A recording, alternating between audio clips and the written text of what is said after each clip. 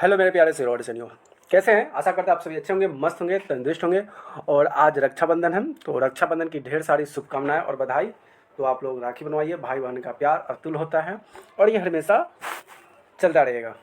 तो चलिए, आज हम टॉपिक लाने वाले हैं साइंस का। अगर साइंस चैप्टर से देखिए तो 11 आएगा, अगर भौतिक चैप्टर से देखिएगा तो भौतिक चैप्टर में ये चैप्टर 2 आएगा, ठीक है, जिसका नाम है मानव नेत्र तथा रंग बिरंगा संसार। ध्यान समझिएगा, ये साइंस का है। अगर साइंस सीरियलिस नंबर से आइएगा, जैसे कि हो गया बायोलॉजी, केमिस्ट्री, फिजिक्स, तो उस सीरियल जब नंबर से आइएगा तो फिजिक्स में आपका पड़ेगा 11 नंबर चैप्टर। अगर फिजिक्स चैप्टर में पढ़िएगा तो फिजिक्स चैप्टर में 2 चैप्टर आएगा, कन्फ्यूजन नहीं होना है। साइंस चैप्टर 9 सर्च कीजिए, मानव नेत्र आएगा। फिजिक्स यानी कि भौतिक विज्ञान चैप्टर 2 ये आएगा, मानव नेत्र। अब इस वीडियो में पढ़ाने क्या वाले हैं, समझाने क्या वाले हैं, तो देख लेते हैं। तो इस वीडियो में मानव नेत्र से जो है ना, मानव नेत्र यानी आँख के बारे में पूरा नेत्र की चर्चा किया गया है। और ये आपका शॉर्ट वीडियो है, जो कि इसे एक नोट्स होता है, जो कि वेरी इंपॉर्टेंट नोट्स मैंने बहुत ही मेहनत करके इसको बनाया है, ठीक है। तो चलिए यहाँ से वीडियो को स्टार्ट करते हैं और यहाँ से आपको पढ़ना है और समझते चलना है, ठीक है।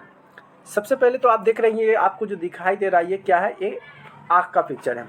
ये अध्याय 8 है, मानव नेत्र तथा रंग बिरंगे संसार। अब मानव नेत्र किसे कहते हैं? अतः यह अत्यंत मूल्यवान तथा सुग्राही ज्ञानेंद्रिय होता है। यह हमें इसे अद्भुत संसार तथा सारे हमारे चारों रंग बिरंगे देखने के योग बनते हैं। भाई, हम जो देखते हैं चारों अगल बगल दाएं बाएं जो भी चीज़ देखते हैं, किससे देखते हैं? आँखें से देखते हैं। जब आँख रहेगा ही नहीं तो आँख से देख पाएंगे? जी नहीं देख पाएंगे। तो ये आँख का नेत्र कहा जाता है। और ये होता क्या है इसमें? तो एक नेत्र गोलक की स्थिति में होते हैं। एक आँख के जो अंदर की भाग होता है, गोला टाइप का एक होता है। अगला एक नेत्र गोलक का व्यास लगभग 2.3 सेंटीमीटर होता है। अगर व्यास की बात करें ना, तो जैसे वृत्त का व्यास होता है, जो कि लंबाई होता है ना, वो लंबाई की बात करें तो 2.3 सेंटीमीटर क्या होता है? लंबा होता है। समझ में आ गया? आगे हम बात करते हैं कि इनके कार्य क्या है, इनके कैसे कैसे काम करता है। तो मानव नेत्र के विभिन्न भागों को और उनके कार्य भी अलग अलग हैं। पहला है कर्निया। कर्निया के बारे में आपको बताएंगे, आपको पिक्चर में समझ में आएगा कर्निया क्या होता है। यह नेत्र अग्रभाग का एक पारदर्शी झिल्ली होता है। आगे आँख का एक जो भाग होता है ना, अग्रभाग, उसे हम क्या कहते हैं? कर्निया कहते हैं। नेत्र में प्रवेश करने वाले प्रकाश किरणें और अधिकांश परिवर्तन कर्निया के बाहर पृष्ठ होता है। अब आता है लेंस। लेंस का काम क्या होता है? तो लेंस एक उत्तल लेंस होता है जो प्रकाश के रेटिना पर अपसारी करता है, और ये रेशेदार जहरीली पदार्थ से बना होता है। लेंस केवल विभिन्न दूरियों पर रखी वस्तुओं को रेटिना पर फोकस सहित करने के लिए आवश्यक फोकस दूरी को सूक्ष्म समायोजन करता है। अगला है परितारिका। कर्निया के पीछे एक गहरा पेशीय डायक्रोमा होता है, जो कि पुतली के आकार के नियंत्रित करता है। अब ये है क्या? आइए पिक्चर में और यहाँ से आप समझ लीजिए। ये रहा, आपको क्या समझ में आ रहा है? परितारिका कर्निया के पीछे। तो देखिए ये पुतली है, आगे जो दिखाई दे रहा है ये पुतली वाली भाग है। उसका परितारिका जो है ना, यहाँ की जो भाग खुला हुआ है छोटा सा, उसे परितारिका कहते हैं। उसका दृष्टि टंकिका यहाँ से होती है, और दृष्टि पतल आपको ये बीच वाले भाग को कहा जाता है। और अंदर से जो सूक्ष्म पेशी होता है, जो पतला पतला तार वो होता है। उसके बाद अगर बात करें श्वेत मंडल का, तो श्वेत मंडल इसमें आपका हो जाएगा जो ये उजली वाली जो परत दिखाई दे रहा है आँख का, ठीक है, तो उजली परत हो गया। अब पुतली का क्या काम है? पुपिल। पुतली आंखों में प्रवेश करने वाले प्रकाश की मात्रा को नियंत्रण करती है। जो हमारे आंख में जो प्रवेश होता है, तो यहाँ से वो क्या करती है? वह नियंत्रण बनाए रखती है, धूप छाँव उससे रोकती है। अब आता है रेटिना। यह कोमल सूक्ष्म झिल्ली है। अब रेटिना की बात करें तो रेटिना क्या है? कोमल झिल्ली है, बहुत ही कोमल। अगर उसमें आँख में थोड़ा सा बचता है, देखते हैं आँख हम लोग का क्या होता है? झिलमिला जाता है, आँख में कुछ कीड़ा पड़ जाता है, तो आँख बहुत ही कोमल होता है। झिल्ली जिसे प्रकाश संग्रहित और अधिकांश श्रेणी में पाई जाती है। प्रदीप्त होने पर प्रकाश संग्रहित कोशिकाओं को विभिन्न होते हैं और विद्युत संलग्न से पर्दा करती है। यह सिंगल दृष्टि तंत्रिकाएं को मस्तिष्क तक पहुंचाती है। अब यही तंत्रिका क्या करता है? ये सेरिबेलम जो होता है, यहाँ से ये दिमाग तक आपको ये भेजता है। यहाँ पे देखता है, अटैक करता है, और ये धीरे से एकदम फटाक से दिमाग पर हमें जाता है। और दिमाग हमको क्या करता है? उस चीज़ के बारे में जानता है, फिर सर्च करता है, फिर वहाँ से रिटर्न हमें भेजता है। तो इसकी व्याख्या भी करता है और वस्तु को हम देख पाते हैं, हम देख लेते हैं, लेकिन कौन सा वस्तु है, क्या चीज़ कहते हैं, क्या है। नहीं तो ये हमारा दिमाग क्या करता है? दिमाग हमारा इस बात को सोचता है। आँख सिर्फ देखता है, आँख से देखने के बाद ये दिमाग रेटिना होते हुए हमारे मस्तिष्क से होते हुए जाता है, मस्तिष्क में पहुंचता है, और वहाँ से फिर मस्तिष्क उसको सिग्नल देता है, और फिर वहाँ से वस्तु को हम देख पाते हैं, समझ पाते हैं। Doubt clears? चलिए अगला है दूरबिंदु। क्या है दूरबिंदु? क्या है? यानी कि 4 पॉइंट। दूरबिंदु वह दूरबिंदु होता है जिससे नेत्र वस्तुओं को स्पष्ट देख सकते हैं तथा नेत्र का दूरबिंदु कहलाता है। सामान्य नेत्र से एक अंतर दूरी पर होती है। अगला है निकट बिंदु यानी कि नियर पॉइंट। यह न्यूनतम दूरी जिसमें रखी वस्तु बिना तनाव के अत्यधिक स्पष्ट देखी जा सकती है, उसे नेत्र का निकट बिंदु कहते हैं। क्या कहते हैं? उस बिंदु का निकट बिंदु कहते हैं। किसी सामान्य दृष्टि के कारण वैक्स के निकट बिंदु में लगभग 25 सेंटीमीटर की दूरी पर होती है। अब कोई किस 25 सेंटीमीटर की दूरी पर हो जाती है, किसी को क्या रेटिना के जो आप बताइए जो आँख के नेत्र लेंस होता है उसकी दूरी कितना होती है? 2.3 सेंटीमीटर होता है। और यहाँ पे कोई निकट आँख से लगभग 25 सेंटीमीटर की दूरी पर होता है, वह वैक्स के लिए निकटम बिंदु कहलाता है। इस सुस्पष्ट बिंदु की न्यूनतम दूरी भी कहते हैं। अगला हम बात करते हैं सामंजस्य क्षमता। इस सामंजस्य क्षमता क्या होता है? तो अभी नेत्र लेंस की यह क्षमता जिसके कारण वह अपनी फोकस दूरी को समायोजित कर लेता है और सामंजस्य कहलाता है। लेंस की वक्रता और पश्चमाभि पेशीय द्वारा नियंत्रित की जाती है। उसके बाद आता है पश्चमाभि पेशीय, उसके बाद शिथिल पेशीय, लेंस पतला हो जाना, फोकस दूरी को बढ़ जाना, ये सब सामंजस्य क्षमता के कारण होता है। इसका भी सिकुड़ना हो जाता है, लेंस में मोटा हो जाना, फोकस दूरी का कम हो जाना, आँख से ज़्यादा दिखाई नहीं देना, ये सभी चीज़ ये अवस्था में हो जाती है। अब हम बहुत ही इंपॉर्टेंट चीज़ बताने वाले हैं, दृष्टि दोष और उनका संशोधन। दृष्टि, सबसे पहले तो दृष्टि दोष कितने प्रकार के होते हैं, कैसे होता है और उसके निवारण क्या है और उसमें क्या क्या प्रॉब्लम होती है। ठीक है बच्चों, अगर बात करें मोतियाबिंद के तो अधिक उम्र में कुछ व्यक्ति को नेत्र एक्सट्रेला और दूधिया तथा धुंधला हो जाता है। अब मोतियाबिंद होता क्या है? तो देखिए मोतियाबिंद खासकर बच्चों को तो नहीं होता है, ये जैसे जैसे बुढ़ापा आता है, जैसे उम्र बढ़ते जाता है ना, तो उसमें मोतियाबिंद कहने का मतलब है आँख से दिखाई नहीं देना, आँख से धुंधलापन दिखा देना, दूधिया कलर हो जाना, आँख का उजला हो जाना, इस तरह का आपकी आँख में जो प्रॉब्लम आ जाती है उसको मोतियाबिंद कहा जाता है। इस स्थिति मोतियाबिंद, इसको ही मोतियाबिंद कहते हैं, मोतियाबिंद कहते सॉरी। इसके कारण नेत्र की दृष्टि में कमी या पूर्ण रूप से दृष्टि क्षय हो जाता है। अब क्या इसे दृष्टि क्षय हो जाना यानी कि दृष्टि देखने में थोड़ा बाधित हो जाना, किसी को कम दिखाई देना, तो कभी कभी बूढ़े व्यक्ति को या बूढ़े नहीं कहता है ए बाबू रे हमारा तनका आँख से नहीं दिखाई दे रहा है रे, रे सामने क्या रखा हुआ है हमको तो बताओ तो, अरे तू कौन है रे, तो नहीं होता है। कभी कभी बूढ़ा व्यक्ति होती है ना, जैसे कि हमारे गाँव में एक बूढ़ी है, ठीक है, बूढ़ी दादी है, मतलब उनको हम पहचानते हैं, वो भी पहले बहुत पहचानती थी। अब क्या हो गया कि जैसे जैसे बूढ़ी हुई ना, तो उसका आँख थोड़ा सा, उसका मोतियाबिंद कह दूँ, हाथ से दिखाई नहीं देता है। तो जब हम उसके नज़दीक जाते हैं तो ऐसे हाथ पे ऐसे सर पे हाथ ऐसे रखेगी और सर के पास में और कहेगी अरे तू कौन है रे बउओ, अरे तू हते, अरे चिन्हाईते न हते, तो ऐसे बोलती है। इसका मतलब क्या है कि उसको मोतियाबिंद हो गया है, उसको आँख से दिखाई नहीं दे रहा है और ज़्यादा उम्र हो गया है। समझ में आ गया? तो मोतियाबिंद की चिकित्सा के बाद दृष्टि का वापस लौटना संभव होता है। अब इसमें क्या होता है कि अगर किसी को मोतियाबिंद हो गया है तो शल्य चिकित्सा के बाद अगर उसे आँख की अगर इलाज कराया जाए तो ये सुधार हो जाता है। ठीक है, पहले की संभावना में ये संभावना है कि यह ठीक हो जाता है। अब हम बात करते हैं निकट दृष्टि दोष। अब निकट दृष्टि दोष क्या होता है? अब कोई बच्चा ये भी समझता होगा कि जो नज़दीक का वस्तु दिखाई नहीं देता उसे निकट दृष्टि दोष कहते हैं। अब समझिए निकट दृष्टि दोष होता कैसे है। यह दोष व्यक्ति के निकट रखी वस्तु को स्पष्ट देख सकता है परंतु दूर की वस्तु को स्पष्ट नहीं देख सकता है। अब उल्टा होता है, निकट दृष्टि दोष में आप निकट की वस्तु को देख सकते हैं, दूर की वस्तु को जब आप नहीं देख सकते तो इसे निकट दृष्टि दोष कहते हैं। ऐसे दोषयुक्त व्यक्ति को दूर स्थित बिंदु पर न तो नेत्र के पास आता है और नहीं उसे दिखाई देता है। समझ में आ गया बच्चों? तो चलिए अब हम बात करते हैं दोष उत्पन्न होने के कारण, मतलब ये दोष कैसे उत्पन्न हो जाता है, ये बीमारी कैसे आ जाती है, उसको भी समझेंगे। अभी नेत्र लेंस की वक्रता का अधिक हो जाना। अब देखिए अभी लेंस की वक्रता का अधिक, लेंस की जो क्षमता होती है ना वो बड़ा हो जाना। जब बड़ा हो जाएगा तो वो धुंधला हो जाएगा, दिखाई सही से नहीं देगा। दूसरा नेत्र गोलक का लंबा हो जाना, नेत्र जो आँख जो होता है ना, आँख लंबा हो जाना, ठीक है, बट जिसको नहीं कहते सब भंटा लिखन आँख है। तो इस तरह का जब आँख हो जाती है ना तो उसमें आपको देखने की संभावना में ये दोष उत्पन्न होता है, निकट दृष्टि दोष। अब हम इसको बात करते हैं इसको निवारण का मतलब क्या होता है, इसका इलाज, इसके क्या उपाय हो सकते हैं इसको ठीक करने के लिए। तो इसको निवारण की अगर बात करें तो निवारण, इसे दोष को उसी क्षमता से अवतल लेंस उपयोग द्वारा संशोधन किया जाता है। अब अवतल लेंस की बात करें तो लेंस क्या होता है, जो आप लोग चश्मा, कभी कभी डॉक्टर क्या कहता है चश्मा का सॉल्यूशन देता है, यानी कि चश्मा पहनने से तो उसमें भी लेंस लगा हुआ रहता है। जो लेंस क्या करता है वो दूर वाले चीज़ को वो बड़ा और थोड़ा स्पष्ट दिखाई देता है। ठीक है, अब देखिए निकट दृष्टि दोष से नेत्र को दूर करने के बिंदु क्या होते हैं। सबसे पहले तो यहाँ पे आपको दिखाई दे रहा है, आप इसमें बताइए डिफरेंट आपको कुछ दिखाई दिया? डिफरेंट नहीं दिखाई दिया। अब आपको बताते हैं, देखिए यहाँ पे तो सब सेम है, यहाँ से दूरी गया, लेकिन यहाँ पे देखिए ये पॉइंट बिंदु पे बना रहा है, लेकिन यहाँ पे देखिए पॉइंट बिंदु थोड़ा लंबा हो गया, यहाँ से घसक कर यहाँ तक आ गया, यही कारण है। है ना जी। तो ये हो गया निकट दृष्टि दोष, नेत्र का दूर बिंदु, और निकट दृष्टि दोष का नेत्र बिंदु हो गया। जब यहाँ से व्यक्ति देखता है तो इसको इस तरह से इसको दिखाई देता है, ठीक है। ये निकट दृष्टि दोष का संशोधन भी हो गया, कैसे करना है। अब हम बात करते हैं दीर्घ दृष्टि दोष क्या होता है। तो दीर्घ दृष्टि दोष की बात करते हैं। दीर्घ दृष्टि दोष, कोई व्यक्ति दूर की वस्तु को स्पष्ट देख सकता है, या तो इसको दीर्घ दृष्टि दोष कहते हैं या इसको दूर दृष्टि दोष कहा जाता है। क्या कहा जाता है? दूर दृष्टि दोष। तो इस दोष में क्या होता है कि दूर की वस्तु को कोई व्यक्ति स्पष्ट देख सकता है, लेकिन निकट की वस्तु को स्पष्ट रूप से नहीं देख सकता है, वो क्या कहलाता है? दूर दृष्टि दोष कहलाता है। ऐसे दोष युक्त व्यक्ति को निकट बिंदु सामान्य सेंटीमीटर से 25 सेंटीमीटर दूर हट जाती है। अब ऐसे व्यक्ति को क्या होगा? अब क्या बोला कि निकट की दृष्टि मतलब दिखाई नहीं देता है, दूर की वस्तु दिखाई देता है, यानी कि उसको 25 सेंटीमीटर की दूरी जब किसी को नहीं दिखाई दे, धुंधला दिखाई दे, तो समझ जाइएगा उसको क्या हो गया है? दूर दृष्टि दोष हो गया।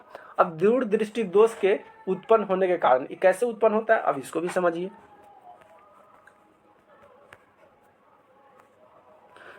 तो होता कैसे है? विभिन्न लेंस की फोकस दूरी को अधिक हो जाना। ये फोकस को जो दूरी होता है इसका लंबाई बढ़ जाना, जैसे कि यहाँ से यहाँ की लंबाई बढ़ जाना, ठीक है।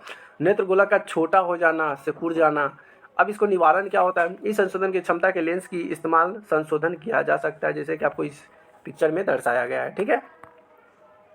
देखिए ये दीर्घ है, यानी कि बोले तो दूरदृष्टि दोष का नेत्र है। ये दूर वस्तु यहाँ से देखिए बना रहा है, यानी कि दूर से, यानी कि इसको स्पष्ट रूप से दिखाई नहीं देता है। अगला हम बात करते हैं जरा दूरदर्शिता। ये अब जरा दूरदर्शिता क्या होता है? अब तो आप दो को पढ़ लिए, निकट दृष्टि दोष, दूरदृष्टि दोष, और तीसरा हो गया जरा दूरदर्शिता। तो निकट दृष्टि दोष में क्या होता है? दूर की वस्तु दिखाई नहीं देता है, नजदीक की वस्तु दिखाई देता है। दूरदृष्टि में दूर की वस्तु दिखाई देता है, लेकिन नजदीक का वस्तु दिखाई नहीं देता है। समझ में आ गया? अब आता है जरा दूरदर्शिता। वायु में वृद्धि होने के साथ साथ मानव नेत्र में सामंजस्य क्षमता घट जाती है। ये सबका साथ होता है और ये सबके साथ संभव है।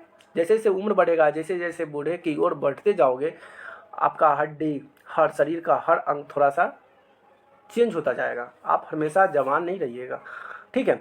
तो ये जैसे जैसे आप बुढ़ापे की ओर जाइएगा, आपकी जो देखने की क्षमता ये कम जाएगा, हड्डी में थोड़ा सा कमजोरी आ जाएगी, ठीक है। तो क्या होती है कि घट जाती है। अधिकांश व्यक्ति के निकट बिंदु दूर हट जाता है, मतलब उसके देखने की जो क्षमता होती है ना, तो आपका उसके जो नेत्र लेंस की जो दूरी होती है वो बढ़ जाती है, यानी कि दूर हट जाते हैं, जिसे दोष में जरा दूरदर्शिता कहलाता है। अब कारण क्या होता है? पक्षमाभिची पेशियों से धीरे धीरे दुर्बल होने के क्रिस्टल लेंस की लचीलेपन में कमी आने के कारण भी हो जाता है। जो लेंस होता है उसमें लचीला ढीला हो जाना, ठीक है, इसके कारण भी जरा दूरदर्शिता होता है। अब इसके निवारण के लिए क्या किया जाता है? इसको दूर करने के लिए इसको क्या किया जाता है? तो इसको अगर बात करें दूर करने के लिए, तो नेत्र लेंस का प्रयोग किया जाता है। जो कि चश्मा आता है ना, उसमें उत्तल लेंस लगा हुआ रहता है, जो देखने से आपको बिल्कुल साफ साफ दिखाई देता है। तो उत्तल लेंस का प्रयोग किया जाता है। कभी कभी किसी व्यक्ति में नेत्रों में दोनों ही प्रकार के दोष निकट दृष्टि, दूरदृष्टि दोष होते हैं। ऐसे व्यक्ति के लिए प्रायः द्विफोकस लेंस की आवश्यकता होती है, ऊपर वाला भाग लेंस और निचले वाले भाग लेंस का। अब देखिए किसी किसी के पास ऐसा भी बीमारी निकल जाता है ना, उसको दूर के दिखाई देता है सही से, नहीं नज़दीक के दिखा देता है। तो जब ये दोनों तरह का जब बीमारी जब उसको निकल जाता है, तो उसको लेंस दिया जाता है। कौन सा लेंस दिया जाता है? तो इसको याद कर लेना है, द्विफोकल, यानी कि इसको बाईफोकल लेंस भी कहा जाता है। इसको मतलब दूर करने के लिए, जब आपको निकट के दृष्टि नहीं दिखाई दे ना दूर के दिखाई दे, तो आपको लेंस का प्रयोग करना है। कौन सा लेंस? तो बाईफोकस लेंस का प्रयोग करते हैं। समझ आ गया? चलिए अब अगला देख लीजिए क्या क्या है। नेत्रों, दोनों नेत्रों को सिर पर सामने की ओर स्थित होने का लाभ होता है। इसमें विभिन्न चाक्षुकी की लाभ मिलता है। इसमें जरा दृष्टि विस्तृत हो जाता है। इसमें धुंधला चीज़ों को भी देख पाते हैं। किसमें? दोनों नेत्र के सिर के सामने स्थित होने का लाभ होता है। अब ये था, अब यहाँ पे जो ये सब प्रश्नावली है, ये सभी जो इम्पोर्टेंट क्वेश्चन है, ये बुक से रिलेटेड जितना भी क्वेश्चन है ये सभी भी आपको मैं कराऊंगा, लेकिन इससे रिलेटेड जितने भी अभी क्वेश्चन बनने वाले पहले वो कराऊंगा आपको। ये जितने भी क्वेश्चन जो दिखाई दे रहे हैं, लघुत्तरीय, दीर्घोत्तरीय, सभी क्वेश्चन आपको नेक्स्ट वाले पार्ट वाले वीडियो में आपको देखने के मिल जाएंगे, ठीक है।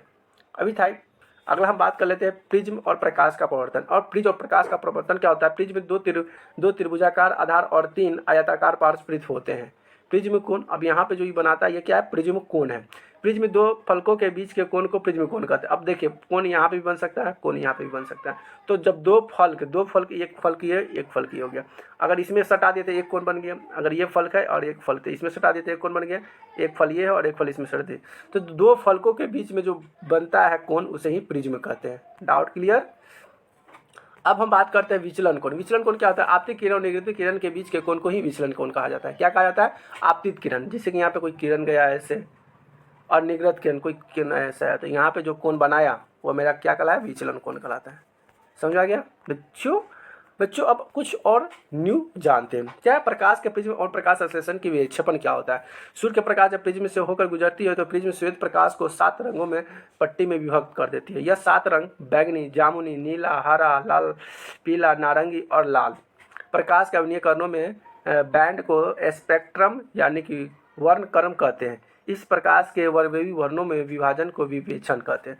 विक्षेपण क्या हो गया? देखिए, जब यहाँ पे प्रकाश यहाँ पे जब पड़ता है, जैसे कि यहाँ पे कांच दिखाई देगा, ठीक है, ये अपोजिट है।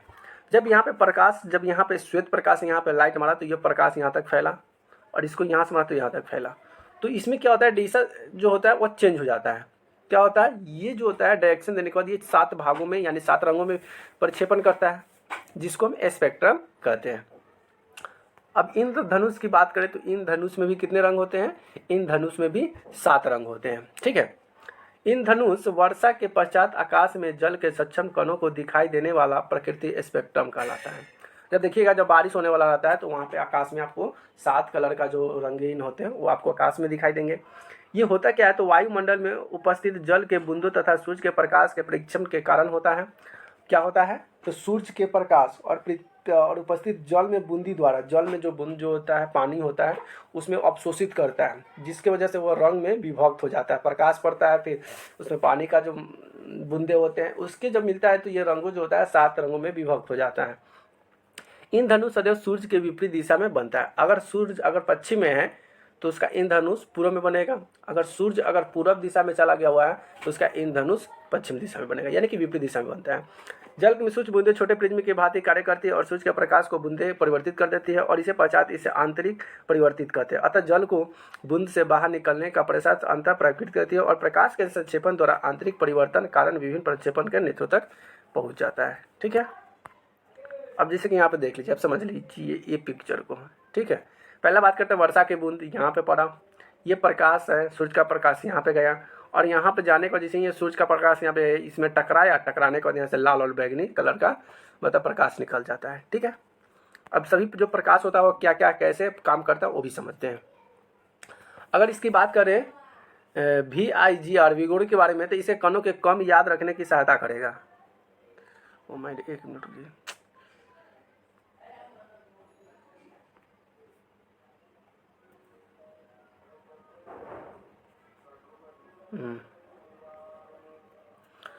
तो क्या करता है ये आपकी याद करना, जिसका आपको याद नहीं करना है ना, तो देखिए ये इसमें आपको जो दिया हुआ है VIBGOR, इसको हम भी देते हैं विवग्योर। शॉर्टकट याद करने का तरीका है, इसमें 7 रंग है, VIBGYOR 7 रंग है, ठीक है।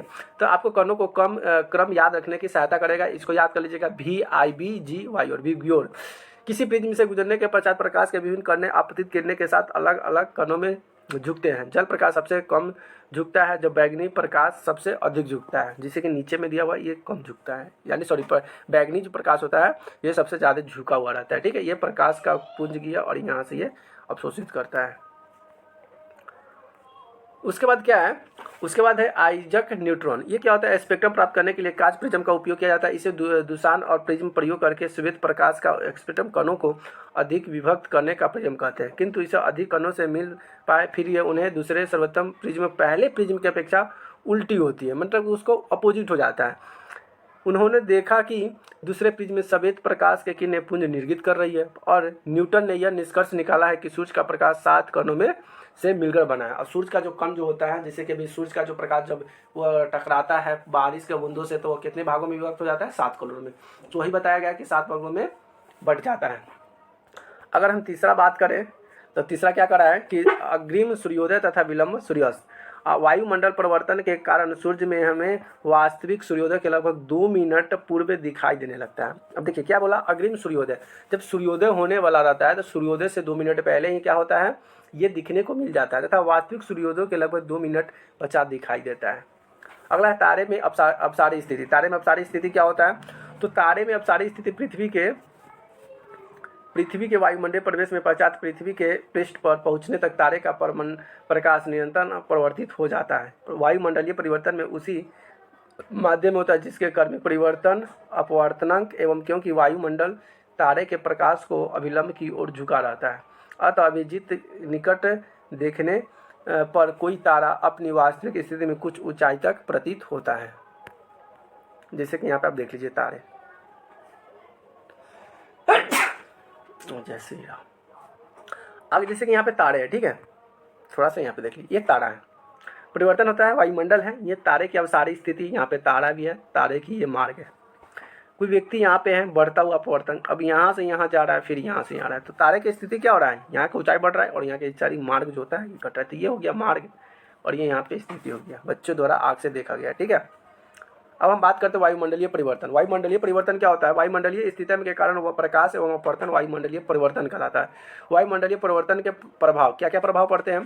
जैसे कि तारों का टिमटिमाना, अग्नि सूर्योदय के विलंबित सूर्य होना, मतलब सूर्य थोड़ा लेट से उदय होना, तारों के वास्तविक कुछ ऊंचाई तक प्रेरित हो जाना, बहुत ऊंचे तक कैसे प्रेरित हो जाता है, गर्म वायु में होकर देखने और इसे अपसारी स्थिति में परिवर्तन होता है बच्चों। तो अगर बात करें ना इसके साथ, तो जैसे कि अगर बोल रहा है अगला, इस टॉपिक को पढ़िएगा तो आपको समझ में आएगा। क्या बोला कि आग के तुरंत ऊपर की आयु अपने ऊपर वायु के तुलना में अधिक गर्म हो जाती है।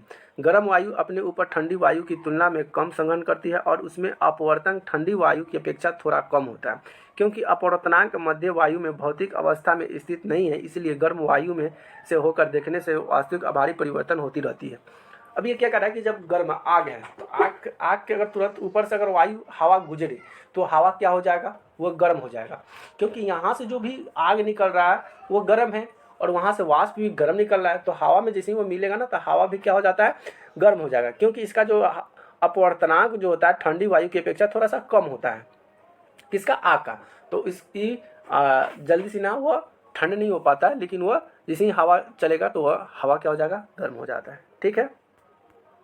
अब दूसरा इम्पोर्टेंट क्वेश्चन आ गया कि तारे का टिमटिमाना है। तारे क्यों टिमटिमाते हैं, किस लिए तारे टिमटिमाते हैं? कभी कभी आकाश में देखिए तारे झिलमिलाते हैं, टिमटिम करते हैं, ऐसा क्यों होता है?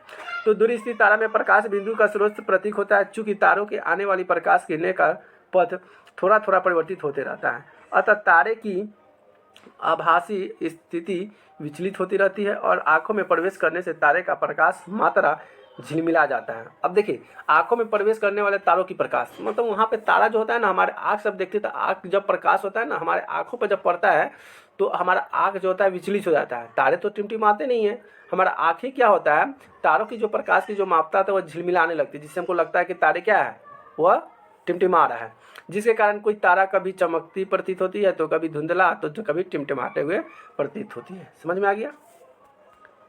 चलिए अब लास्ट की ओर चलते हैं, कुछ और क्वेश्चन बच गया हुआ है।